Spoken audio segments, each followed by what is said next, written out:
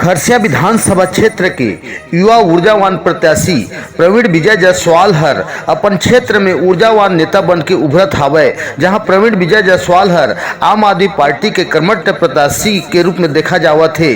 जहां खरसिया विधानसभा क्षेत्र में कांग्रेस के गढ़ में आम आदमी पार्टी के लहर हर जोर में हावय। जहां प्रवीण विजय जायसवाल हर शिक्षा, सड़क, बिजली, बेरोजगारी, महंगाई ला लेकर के चुनावी समर में आंदोलन के तेवर में लेकर के आम आदमी पार्टी के प्रत्याशी के रूप में मैदान में उतरे हवय। और विचारधारा है। मैं यहाँ पर राजनीति करने के लिए नहीं सोचा हूँ। मैं हमेशा से बोलता है और आज भी बोल रहा हूँ कि मैं राजनीति नहीं, मैं सेवा नीति करना चाहता हूँ। और आप सभी को मैं बता देना चाहता हूँ कि सेवा नीति का मैं पहला अध्याय जिसमें मैंने अपना नेत्रदान और अंगदान किया। और नेत्रदान अंगदान क्यों कहने को बहुत छोटी सी बात, लेकिन इसके बारे में कोई सोचता नहीं। इसलिए मैं ये सोचा कि जब मैं राजनीति में प्रवेश कर रहा हूँ, इसलिए मैं पहले इसको सेवा नीति के तौर पे मैं इसको आगे रखूँ। और नेत्रदान, महादान, ये चीज़ सबको करनी चाहिए। किन मुद्दों को लेकर जनता के बीच जाएंगे?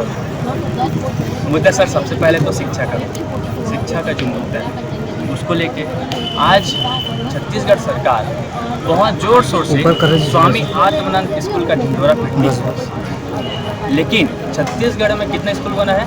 727 स्वामी आत्मानंद स्कूल बना है, लेकिन वास्तव में स्कूल की संख्या 45,000 है। और छत्तीसगढ़ के हर स्कूल का बेहतर और उसका इंफ्रास्ट्रक्चर ठीक करने का जिम्मा जो है सरकार का।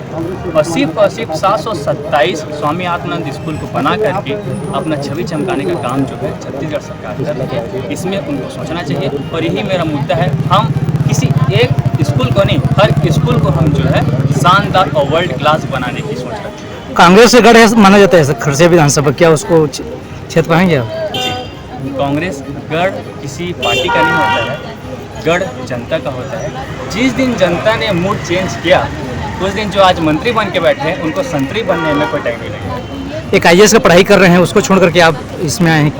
हमेशा से सुनने को मिलता है कि युवाओं को राजनीति में आना चाहिए, तो आज मैं आपके सामने में हूँ। इस हिसाब से देखा जाए तो खरसिया विधानसभा में रोड की भी स्थिति जर्जर है, तो उसके लिए आपका क्या रहेगा? मैंने बोला ना सर, राजनीति होगा तो यही होगा।